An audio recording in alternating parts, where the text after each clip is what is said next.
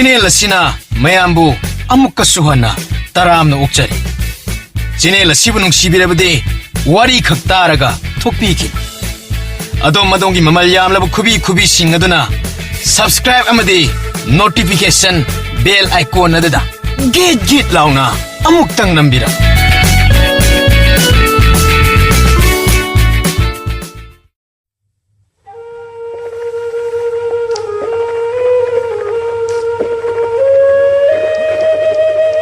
Ipu amaiba puremba do jinglunggi sanglaba mafam amada mathanta yanggoi sagol ama thauraga laklammi.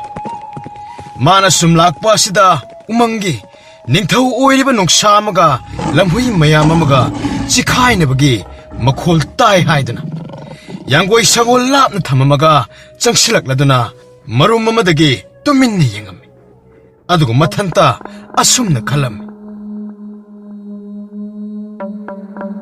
이씨, 농아이디다. 농사시 람후이 마야마만 남크라니. 마코이 암바시다. 람바 빠바시 남드르바자니 마쇼. 어이슈, 간바디 간능리 떠오르시. 농사시보. 수아이다기 레방 마tum 카라세. 마시부 콜라가 톰실라게. 이사세 오한답이다. Lamhui mayam sing aduna noksado makhaurida chiklaga khaurigi utong adu thadatlaga makok ka wang thangatlaga sairam. Tanja asida leitum khara pudrup thomjilaktuna lamhui singda palammi. Lamhui sing adu singmanina leitum thomakliba maikai eduda yengaklammi. Aduduga khongaga lamhui khara chensinnaraklammi. Somda ipu maiba purembado lamhui kara sensilakpa aduda pakhatladuna. 하인 시달 라이리바 시보 마코이나 강라바 자라. 로에리든 아이데 파레 젤하오라게. Asi hairaga kara senthokpa hobaga lamhui ma pasilaklaga mangak samda laaga laimaida thamammi. Ipu maiba purembado ngasaidagi tawriba se mamang oiram. Aduna ahing nongyay asida humang anapi karaga mikap tholaklam.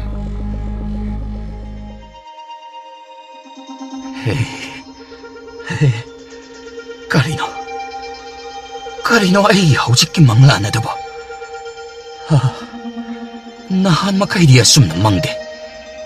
Kari thokadoriba jano. Karamba kudam oiriba jano. Natragana.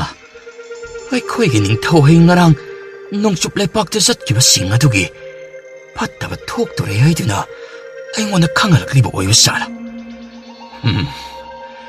Aikoi ningthau lanpham chatlamdaida yaipa thaunegi thauram tauraga yengdi yenghanbane. Adubu ngarangi nongchup laipakta satkiba adudi yengamdre. Hainasu haksang asiba nungaitana laiba asida hekchatpiba adusu ngamludre.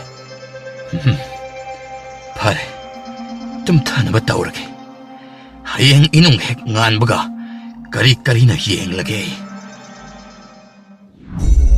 Numit humnigi matongni ningthok thongam bohaidu nongsup leibaki ngamkhai maya yoksilaklam. Aduna hanagi matogum lalongya nabagidamak nongsup khelta manung changsinduna ngamkhai maya da leiram. Adubu handakti ningthok thongamba makoina tawriba mawong ado khelta lebaki lami kharana tuminna yengaga makoigi ningthokda pauk tamnabagidamak chatkiram. Asumna sakhiba lami khara ado kheltagi sana konung yauroduna makoigi ningthok Chhatrapatigi manakta changaklam. Hi ningthau Maitrapaki ningthok thongam bohaido aikoigi ngamkhai mayada laktuna laihore.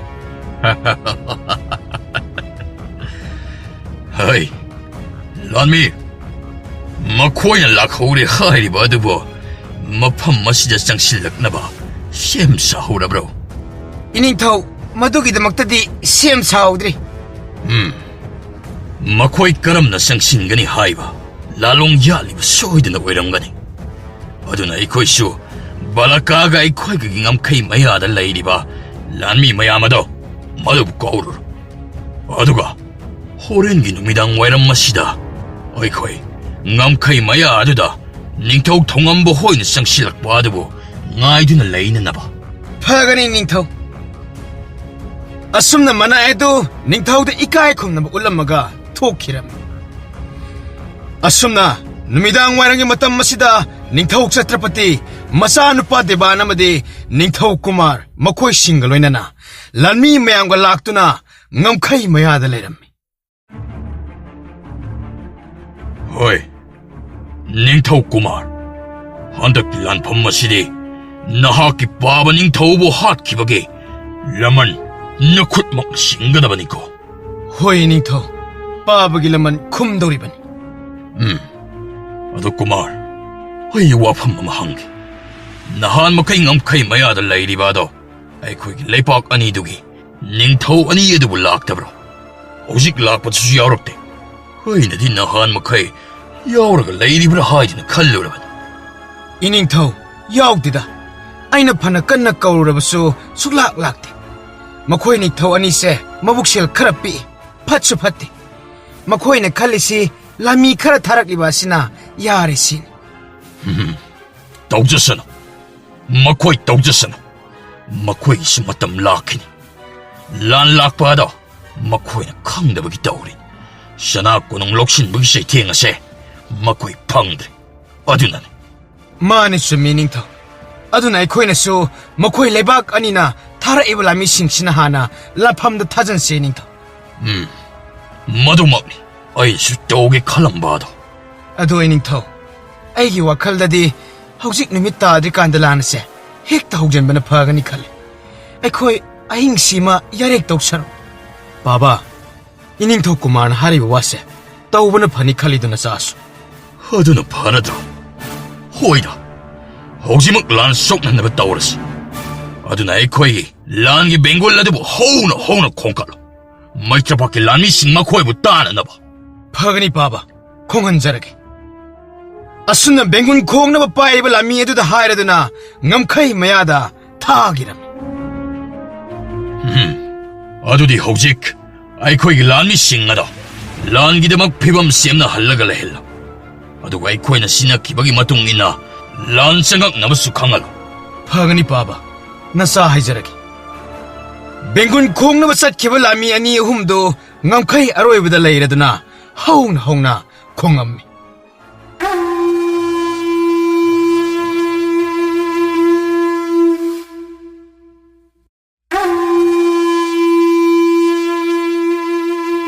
Asum hanjan khongakpa asidagi Maitrapaki lamising adu taram. Asum tarakpadagi ningthau thongambasu langidamak makhoi lakliba ase khangladuna. Magi lamisingda khut thabagi ayaba piraduna lanmi tel paiba khara tholalaga bengun khongduna leiriba lami ama telna kaptun halam. Bengun khongamba lami ani du makhoiga lakminaba ama halakpa asida pakatuna makhoiga lamisingi manakta yangoi sagol thaugduna chengiram. Hoi, nakhoi amadi kadaida lehore. Aduga gari tawu yaure. Ayo, yeknaba lanmi singna khut thaba horaklabra nakhoida. Iningthau, makhoi saksalakpa male.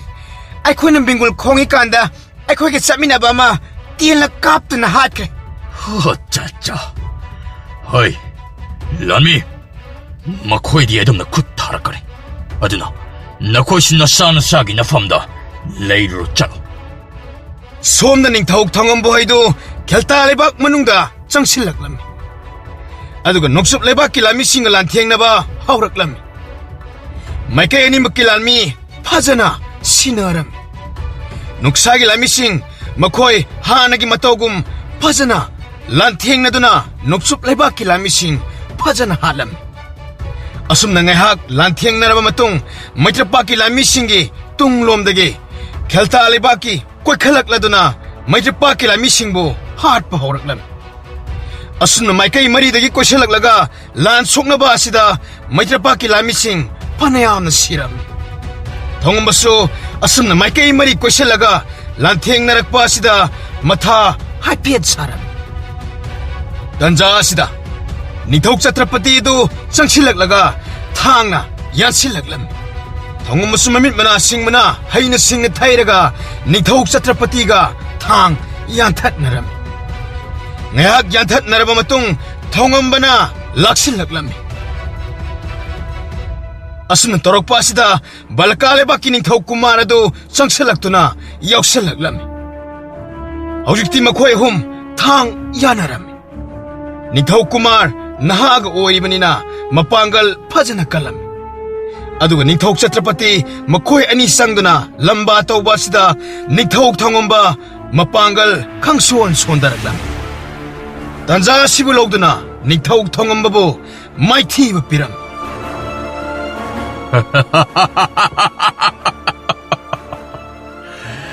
ꯍꯩ ꯊꯣꯡꯉꯝꯕ ꯍꯧꯖꯤꯛꯇꯤ ꯑꯩꯒꯤ ꯈꯨꯠꯇ ꯅꯪ ꯑꯃꯨꯛ ꯇꯥꯔꯦꯗꯣ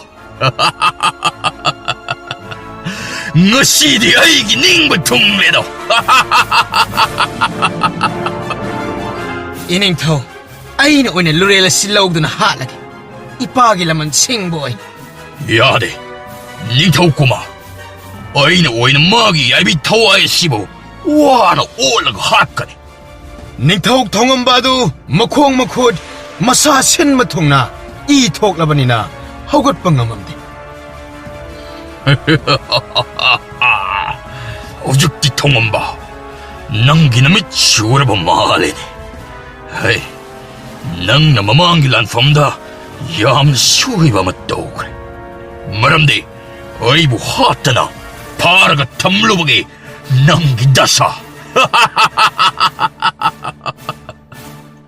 ꯊꯣꯡꯉꯝꯕ ꯑꯗꯨ ꯃꯃꯥꯏ E ꯇꯩꯔꯗꯨꯅ ꯃꯃꯤꯠꯅ ꯈꯥꯛꯅ ꯌꯦꯡꯉꯛꯂꯝꯃꯤ ꯍꯩ ꯅꯃꯤꯠꯇꯨ ꯌꯦꯡꯉꯛꯀꯅꯨ ꯍꯩ ꯂꯥꯟꯃꯤꯁꯤꯡ ꯅꯤꯡꯊꯧ ꯊꯣꯡꯉꯝꯕꯁꯤ ꯃꯈꯣꯡ ꯃꯈꯨꯠ ꯄꯨꯟꯁꯤꯜꯂꯒ ꯄꯨꯜꯂꯒ ꯊꯝꯃꯨ ꯁꯣꯝꯗ ꯅꯨꯡꯁꯥꯒꯤ ꯂꯥꯟꯃꯤꯁꯤꯡ ꯑꯗꯨꯁꯨ ꯌꯦꯛꯅꯕ ꯂꯥꯟꯃꯤ ꯐꯅ ꯌꯥꯝꯅ ꯍꯥꯠꯂꯕꯁꯨ ꯌꯦꯛꯅꯕꯒꯤ ꯂꯥꯟꯃꯤ ꯆꯪꯁꯤꯜꯂꯛꯄ ꯂꯦꯞꯇꯕꯅ ꯐꯅ ꯌꯥꯝꯅ ꯁꯤꯔꯛꯂꯝꯃꯤ ꯏꯇꯥꯎ ꯑꯩꯈꯣꯏ ꯀꯔꯝ ꯇꯧꯁꯤꯒꯦ ꯑꯩꯈꯣꯏꯒꯤ ꯂꯥꯟꯃꯤꯗꯤ ꯑꯁꯨꯝ ꯃꯌꯦꯡ ꯇꯥꯁꯤꯜꯂꯛꯂꯦ ꯑꯗꯨꯒ ꯏꯇꯥꯎ ꯊꯣꯡꯉꯝꯕꯅ ꯇꯥꯔꯒ ꯂꯩꯔꯤꯕ ꯑꯁꯤꯒꯤ ꯃꯍꯥꯛꯀꯤ ꯃꯅꯥꯛꯇꯁꯨ ꯆꯪꯁꯤꯟꯕ ꯉꯝꯗ꯭ꯔꯦ ꯑꯩꯈꯣꯏ ꯀꯔꯝ ꯇꯧꯁꯤꯒꯦ ꯏꯇꯥꯎ ꯇꯣꯝꯊꯤꯟ ꯏꯇꯥꯎ ꯅꯤꯡꯊꯧ ꯑꯁꯦ ꯃꯈꯣꯡ ꯃꯈꯨꯠ ꯄꯨꯟꯗꯨꯅ ꯄꯨꯈ꯭ꯔꯦ ꯑꯗꯨꯅ ꯑꯩꯈꯣꯏ ꯂꯥꯟꯐꯝꯁꯦ ꯃꯥꯏꯊꯤꯕ ꯍꯥꯏꯕꯗꯨ ꯑꯣꯏ ꯂꯥꯟꯐꯝ ꯑꯁꯤꯗꯒꯤ ꯆꯦꯟꯈ꯭ꯔꯁꯤ ꯏꯇꯥꯎ ꯅꯠꯇ꯭ꯔꯕꯗꯤ ꯑꯩꯈꯣꯏ ꯍꯤꯡꯍꯧꯔꯤꯕ ꯂꯥꯟꯃꯤꯁꯤꯡ ꯑꯁꯤ ꯂꯣꯏꯅ ꯁꯤꯕ ꯇꯥꯔꯦ ꯑꯗꯨꯅ ꯐꯔꯅꯤ ꯏꯇꯥꯎ ꯈꯥꯒꯦꯝꯕꯅ ꯍꯥꯏꯔꯤꯕ ꯋꯥ ꯑꯁꯤꯅ ꯃꯁꯤꯅ ꯆꯨꯝꯒꯅꯤ ꯑꯁꯨꯝꯅ ꯃꯈꯣꯏ ꯍꯤꯡꯍꯧꯔꯤꯕ ꯂꯥꯟꯃꯤꯁꯤꯡ ꯑꯗꯨ ꯂꯥꯟꯐꯝ ꯑꯗꯨꯗꯒꯤ ꯁꯃꯥꯏ ꯂꯩꯗꯨꯅ ꯆꯦꯟꯈꯤꯔꯝꯃꯤ ꯑꯁꯨꯝꯅ ꯃꯈꯣꯏ ꯐꯅꯌꯥꯝ ꯁꯥꯡꯅ ꯆꯦꯜꯂꯛꯂꯕ ꯃꯇꯨꯡ ꯃꯐꯝ ꯑꯃꯗ ꯄꯨꯂꯞ ꯂꯦꯞꯄꯝꯃꯤ ꯅꯨꯡꯁꯥꯒꯤ ꯂꯨꯆꯤꯡꯕ ꯄꯣꯏꯔꯩ ꯈꯣꯝꯕ ꯏꯇꯣꯟ ꯑꯩꯈꯣꯏꯒꯤ ꯅꯨꯡꯁꯥ ꯂꯥꯟꯃꯤꯁꯤꯡ ꯑꯁꯤ ꯉꯁꯤꯗꯤ ꯇꯪꯈꯥꯏꯃꯨꯛ ꯁꯤꯍꯧꯔꯕ ꯃꯥꯜꯂꯤ ꯐꯅꯗꯤ ꯑꯉꯝꯕ ꯊꯧꯅꯥ ꯄꯨꯊꯣꯛꯑꯒ ꯂꯥꯟꯊꯦꯡꯅꯔꯝꯕꯅꯤ ꯑꯗꯨꯕꯨ ꯉꯝꯈꯤꯗ꯭ꯔꯦꯅꯤ ꯇꯪꯈꯥꯏꯃꯨꯛꯇꯤ ꯁꯤꯍꯧꯔꯦ ꯑꯗꯨꯒ ꯑꯩꯈꯣꯏꯒꯤ ꯑꯄꯨꯟꯕ ꯂꯥꯟꯃꯤ ꯍꯤꯡꯍꯧꯔꯤꯕ ꯑꯁꯤꯁꯨ ꯁꯔꯨꯛ 3 ꯊꯣꯛꯄꯒꯤ ꯑꯃꯈꯛꯇꯃꯛꯅꯤ ꯍꯤꯡꯍꯧꯔꯤꯕ ꯑꯁꯤ ꯑꯗꯣ ꯏꯇꯥꯎ ꯑꯩꯗꯤ ꯑꯩꯈꯣꯏꯒꯤ ꯅꯤꯡꯊꯧꯗꯨꯅꯦ ꯑꯩꯅ ꯈꯟꯕꯗ ꯋꯥꯔꯤꯁꯤ ꯃꯥꯕꯨ ꯍꯥꯠꯄꯤꯔꯝꯃꯗ꯭ꯔꯥ ꯏꯇꯥꯎ ꯈꯪꯗꯦ ꯏꯇꯥꯎ ꯉꯁꯥꯏ ꯃꯈꯣꯏꯅ ꯐꯥꯔꯒ ꯄꯨꯁꯤꯟꯈꯤꯕꯗꯗꯤ ꯃꯁꯥꯗꯣ ꯐꯗ꯭ꯔꯥꯛ ꯇꯥꯔꯒ ꯄꯨꯁꯤꯟꯈꯤꯕꯅꯤ ꯑꯗꯣ ꯑꯩꯈꯣꯏ ꯍꯜꯋꯥꯏꯒꯤꯔꯣꯏꯁꯤꯀꯣ ꯏꯇꯥꯎ ꯅꯤꯡꯊꯧꯒꯤ ꯂꯤꯈꯨꯜ ꯈꯪꯗ꯭ꯔꯤꯕꯣ ꯍꯣꯏ ꯏꯇꯥꯎ ꯍꯜꯋꯥꯏꯒꯤꯔꯣꯏꯁꯤ ꯁꯣꯝꯗꯅ ꯅꯤꯡꯊꯧ ꯆꯇ꯭ꯔꯄꯇꯤꯅ ꯅꯤꯡꯊꯧ ꯊꯣꯡꯉꯝꯕ ꯑꯗꯨꯕꯨ ꯎꯈꯣꯡ ꯑꯃꯗ ꯊꯧꯔꯤꯅ ꯄꯨꯜꯂꯒ ꯊꯝꯃꯝꯃꯤ ꯑꯗꯨꯒ ꯐꯖꯅ ꯐꯨꯔꯒ ꯑꯣꯠꯂꯝꯃꯤ ꯊꯣꯡꯉꯝꯕꯒꯤ ꯃꯁꯥ ꯑꯗꯨ ꯐꯨꯔꯤꯠ ꯂꯧꯊꯣꯛꯂꯒ ꯊꯥꯡ ꯃꯆꯥꯅ ꯃꯆꯦꯠ ꯃꯆꯦꯠꯁꯨ ꯂꯦꯜꯂꯝꯃꯤ ꯍꯩꯌꯥ ꯑꯩꯅ ꯊꯥꯡꯅ ꯂꯦꯜꯂꯕꯃꯛ ꯑꯁꯤꯗ ꯀꯔꯤꯃꯠꯇꯒ ꯂꯥꯎ ꯈꯣꯡꯒꯦꯅꯦ ꯃꯁꯦ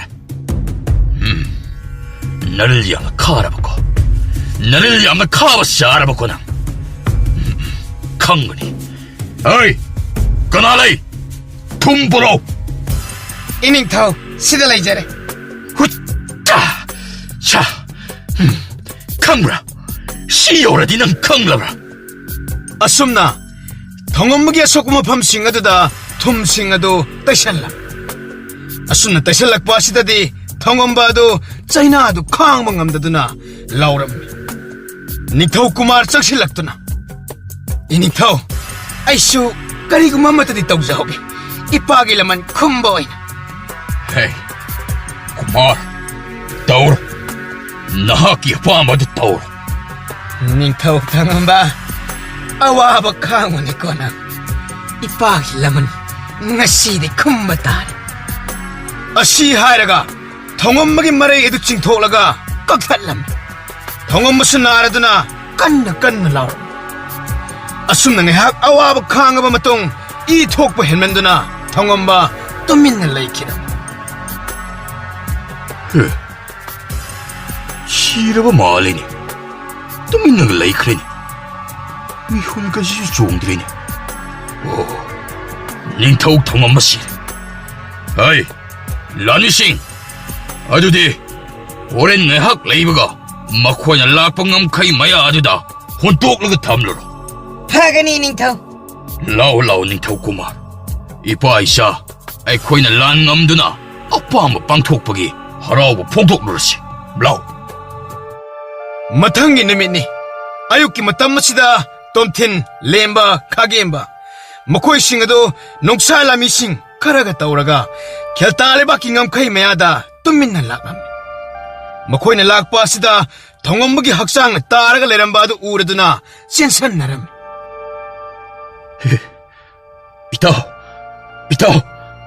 Itaw Ningtau. Tabro nangba. Si, namitam tapang. Hey, ay nakauli ba si Tabro na? Hey, itaw Ningtau si, mihun kitang dilay rin. Si, Lao, nakuha mo kitang tuna lang dalawa ni itaw si. Mapamsidagi kitang tuna puna ba taw si?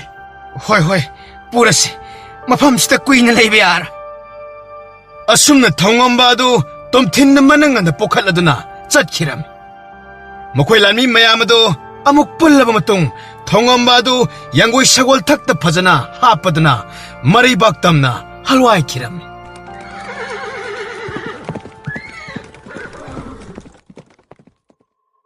nong nini gi matung mazai bungo ngan ba hoi leibak mari yengsan ba satkibado haujek ayukki matam masida sana konungda halwai reklam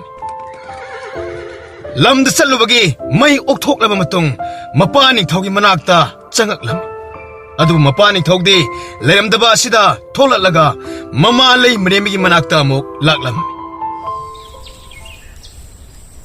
ima nacha halwai jere Isa halwai ra aba ado hausikta yorakta ngairibra isabu hoi ma haujite yokta ngairi adudi napi naroldo hongto uro adugane haksang singdoklaga ayuki saklen chanaba hoi ma adu ima aikoi paba lehogde kadai chakhige ima kona hairage isa waramani napi naroldo hongto uro hana aduga imaga wari phasana sarasi kaino haisi waima kono wari sarasi haisibo aikoi paba kaida kari toba yaurgi baima phamu phasana hana ima hairage nakhoi pabado numit mapani tarani sure nongsup leibakta langi amuk khongsan khiba ha kaino haisi waima aikoi ngaramdana hatu lanza khidibo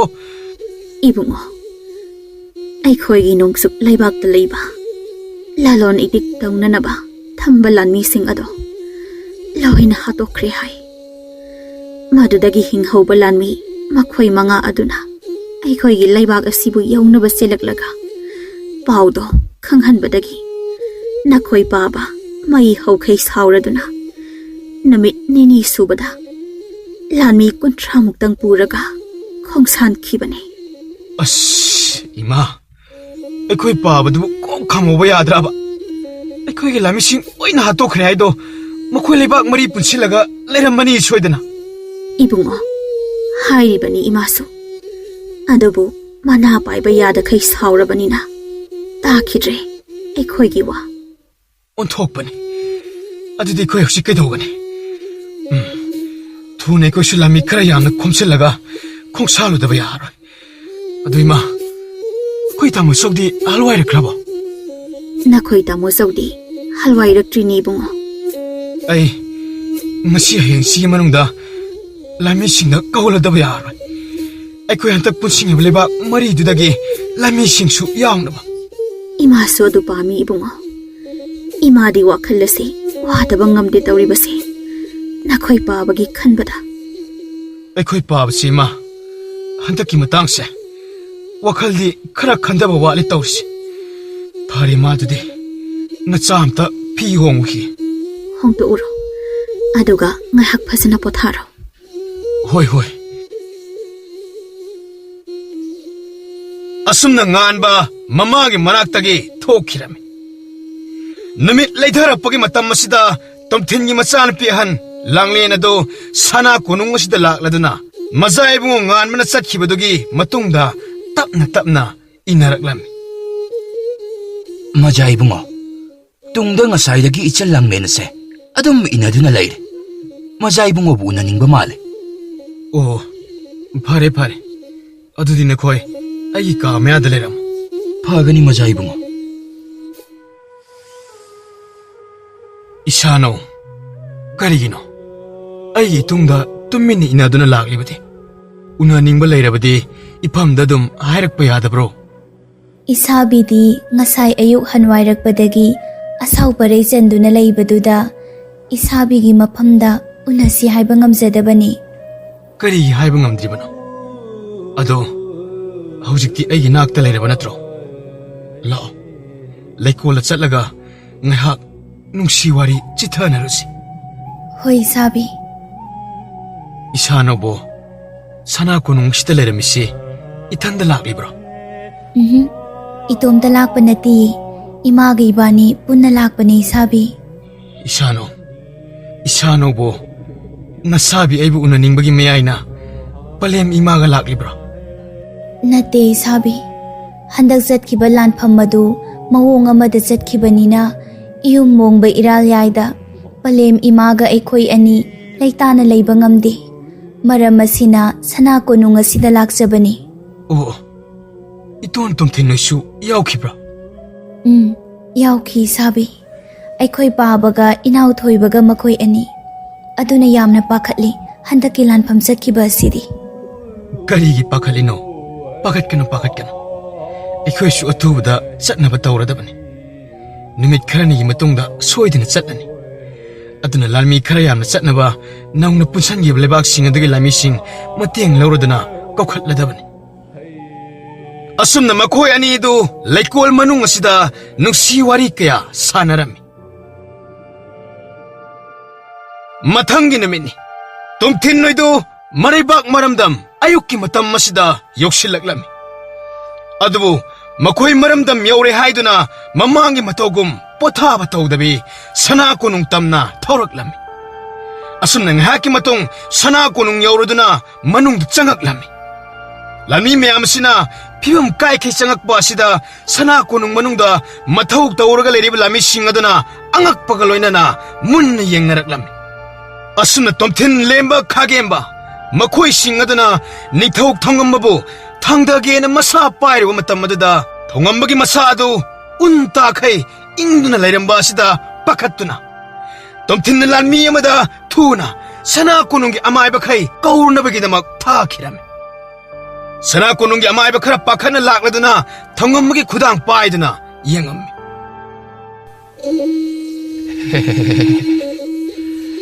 ꯑꯩꯈꯣꯏꯒꯤ ꯅꯤꯡꯊꯧ ꯑꯁꯦ ꯑꯩꯈꯣꯏꯕꯨ ꯊꯥꯗꯣꯛꯇꯨꯅ ꯆꯠꯈ꯭ꯔꯦ ꯂꯩꯈꯤꯗ꯭ꯔꯦ ꯃꯊꯧ ꯃꯉꯝ ꯄꯥꯡꯊꯣꯛꯅꯕ ꯁꯦꯝ ꯁꯥꯕꯤꯔꯣ ꯑꯁꯨꯝꯅ ꯑꯃꯥꯏꯕ ꯑꯁꯤꯒꯤ ꯋꯥꯁꯤꯗ ꯑꯗꯨꯋꯥꯏꯗ ꯂꯩꯔꯤꯕ ꯂꯥꯟꯃꯤꯁꯤꯡ ꯑꯗꯨ ꯃꯈꯨꯔꯨ ꯀꯨꯟꯗꯗꯨꯅ ꯏꯀꯥꯏ ꯈꯨꯝꯅꯕ ꯎꯠꯂꯒ ꯃꯤꯠꯂꯨ ꯄꯤꯔꯥꯡ ꯆꯦꯟꯊꯅ ꯀꯞꯅꯔꯝꯃꯤ ꯂꯩꯃꯔꯦꯝꯕꯤ ꯆꯅꯨ ꯉꯥꯟꯕ ꯂꯦꯝꯕꯤ ꯂꯥꯡꯂꯦꯟ ꯃꯈꯣꯏꯁꯤꯡ ꯑꯗꯨꯁꯨ ꯄꯥꯎꯁꯤ ꯇꯥꯕꯗꯒꯤ ꯊꯣꯛꯂꯛꯂꯝꯃꯤ ꯆꯅꯨꯗꯤ ꯃꯄꯨꯔꯣꯏꯕꯅ ꯂꯥꯟꯐꯝꯗ ꯆꯠꯈ꯭ꯔꯒ ꯊꯋꯥꯏ ꯌꯥꯎꯗꯅ ꯍꯜꯋꯥꯏꯔꯛꯄ ꯑꯁꯤꯗ ꯃꯄꯨꯔꯣꯏꯕꯒꯤ ꯃꯅꯥꯛꯇ ꯆꯪꯁꯤꯜꯂꯗꯨꯅ ꯀꯣꯜꯂꯗꯨꯅ ꯄꯦꯅ ꯇꯦꯡꯊꯥꯅ ꯑꯣꯏꯅ ꯀꯞꯄꯝꯃꯤ. ꯃꯣꯏ ꯕꯥꯕꯣ ꯀꯔꯤꯅꯣ ꯀꯔꯝꯕ ꯃꯑꯣꯡꯗ ꯍꯜꯋꯥꯏꯕꯤꯔꯛꯂꯤꯕꯅꯣ ꯁꯦ ꯃꯤꯠꯁꯦ ꯄꯥꯡꯉꯣ ꯃꯤꯠꯁꯦ ꯑꯃꯨꯛꯇ ꯄꯥꯡꯉꯣ ꯃꯣꯏ ꯕꯥꯕꯣ ꯃꯤꯠꯁꯦ ꯑꯃꯨꯛꯇꯗꯤ ꯄꯥꯡꯉꯣ ꯅꯍꯥꯟ ꯃꯈꯩꯗꯤ ꯂꯥꯟꯐꯝ ꯈꯨꯗꯤꯡ ꯃꯥꯏ ꯄꯥꯛꯅ ꯃꯃꯣꯟ ꯃꯤꯅꯣꯛꯀ ꯂꯣꯏꯅꯅ ꯍꯜꯋꯥꯏꯔꯛꯄꯅꯦ. ꯑꯃꯨꯛꯇꯗꯤ ꯃꯃꯣꯟ ꯅꯣꯛꯑꯣ ꯃꯣꯏ ꯕꯥꯕꯣ ꯑꯃꯨꯛꯇ ꯅꯣꯛꯑꯣ ꯃꯣꯏ ꯕꯥꯕꯣ.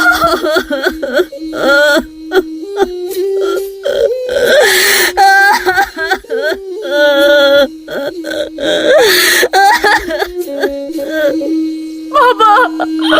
Nandiyan ako'y matanong na chakki mayaroy Baba! Si Baba! Amit pango! Nandiyan mo nung sinam na gawin mo Baba! Baba!